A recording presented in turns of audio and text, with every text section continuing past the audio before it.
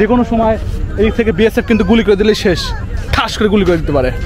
তারপরে আমরা সামনের দিকে আগাচ্ছি, দেখা যাক কি হয়।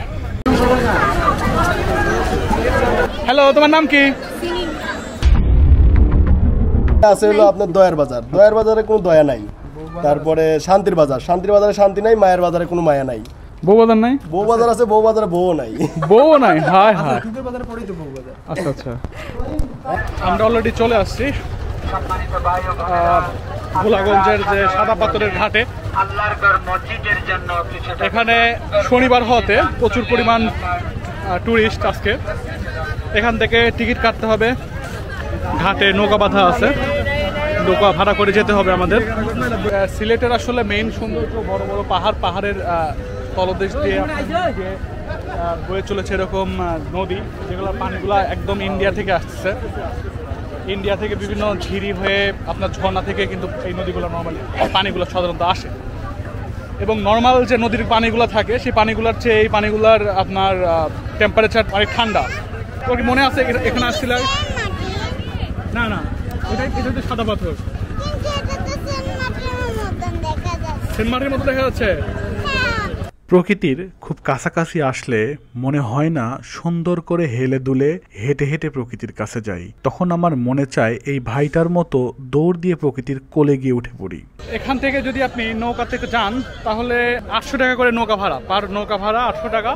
এবং প্রতি নৌকাতে 8 জনের বেশি যাওয়া যাবে না। দ্যাট মিনস দাঁড়ালো হচ্ছে জন প্রতি 100 টাকা করে আসা যাওয়া, 50 টাকা করে যাওয়া, 50 টাকা আসা। আসলে ওভাবে না, আপনি যতজন লোকই থাকেন একসঙ্গে, যদি 2 জন লোকও হন তাও কিন্তু আপনাকে 800 টাকা দিয়ে একটা নৌকা মানে ভাড়া করে যেতে হবে।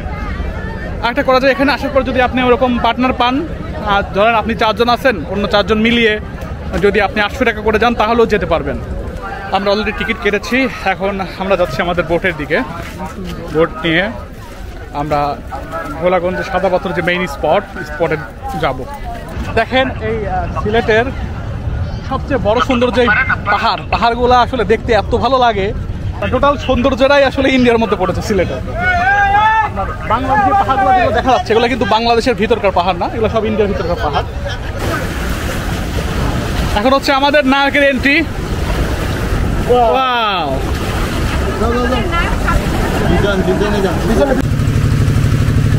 আমরা এখন ভোলাগঞ্জ সাদা পাথরের মেইন যে স্পট আছে সেই স্পটের দিকে যাচ্ছি গাইজ। এবং এখানকার যেটা ফিলিংস অসাধারণ অসাধারণ। আমার সাথে আছে রহিম। রহিম একটু হাই বলে দাও ভাই।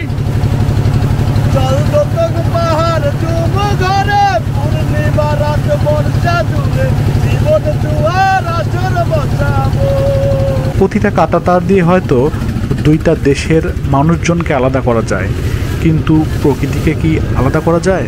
দেখুন, আমরা আমাদের নৌকা নিয়ে কিন্তু ইন্ডিয়া থেকে ভেসে আসা পানির উপর দিয়েই যাচ্ছি। যাই হোক, বলতে বলতে কিন্তু আমরা চলে আসি নৌকা নিয়ে সাদা পাথরের এই পারে। এখন আমরা আনন্দ বিলাস করব সবাই মিলে। এখানে আসে কত মানুষ কত দূর থেকে। আমরা সবাই কর্মব্যস্ত জীবন থেকে একটুখানি স্বস্তি নিতেই চলে আসি প্রকৃতির খুব কাছে, একদম লম্বা একটি শ্বাস নিতে। আমরা চলে আসলাম কিন্তু।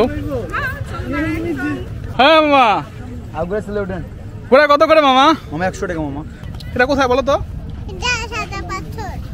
আমরা ফাইনালি গাইজ চলে আসলাম আমাদের সেই কাঙ্ক্ষিত লক্ষ্যে, যেখানকার জন্য আমরা আসলে অনেক কষ্ট করলাম। চলে আসছি আমরা সাদা পাথর। ভাই কোথা থেকে আসছেন? ঢাকা থেকে আসছি। ঢাকা থেকে আসছেন? আচ্ছা, আমি আসছি। ও আচ্ছা, আপনি ঢাকাতেই থাকেন? কেমন লাগছে এসে? আলহামদুলিল্লাহ, অনেক ভালো লাগতেছে। এটা ফার্স্ট টাইম কি আসছেন? First time. ও আচ্ছা, ঠিক আছে, ধন্যবাদ। এটা আপনার মেয়ে? আচ্ছা, হ্যালো, তোমার নাম কি? ও আচ্ছা, ঠিক আছে, থ্যাংক ইউ। এখানে প্রচুর পরিমাণ পর্যটক। ফার্স্ট টাইম যখন এসেছিলাম তখন আসলে আমরা সব মিলে মনে হয় 20 জনও হব না, এত কম পর্যটক ছিলাম। এবং স্রোত নদীর অনেক বেশি ছিল, যদি এখনও স্রোত অনেক বেশি আছে। ওই পারে যাওয়া যায়, ওই দিক দিয়ে যদি কেউ বাইক নিয়ে আসে তাহলে ওই দিক দিয়েও যাওয়া যায়। মানে কি বাইক কিন্তু ওই পাশে থেকে ওই পাশে যাওয়া একটু কঠিন, তো টাফ। যারা ভালো সাঁতার না জানে তাদের জন্য যাওয়া কিন্তু অনেক কষ্টকর। এখানে একদম স্বচ্ছ পানি।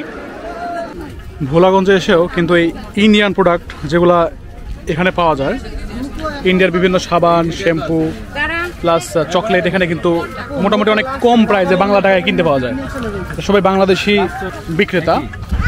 দেখুন এখানে লেখা আছে সাবধান আন্তর্জাতিক সীমারেখা অতিক্রম না করার জন্য করা হলো। তারপরে আমরা সামনের দিকে আগাচ্ছি, দেখা যাক কি হয়। এটা হচ্ছে সীমানা প্রাচীর, মানে বাংলাদেশের প্রাচীর, পিলার, সীমানা পিলার। এখানে বাংলাদেশ এটা, আর এইটার পাশে এখন বর্তমানে আমি ইন্ডিয়াতে অবস্থান করছি। এই যে ইন্ডিয়া, আমি বর্তমানে কিন্তু ইন্ডিয়াতে আছি, একদম ভিসা পাসপোর্ট ছাড়া যাকে বলে ইন্ডিয়াতে বর্তমানে অবস্থান করছি আমি। ইন্ডিয়ার মধ্যে ভিসা পাসপোর্ট ছাড়া ইন্ডিয়ার মধ্যে আছি।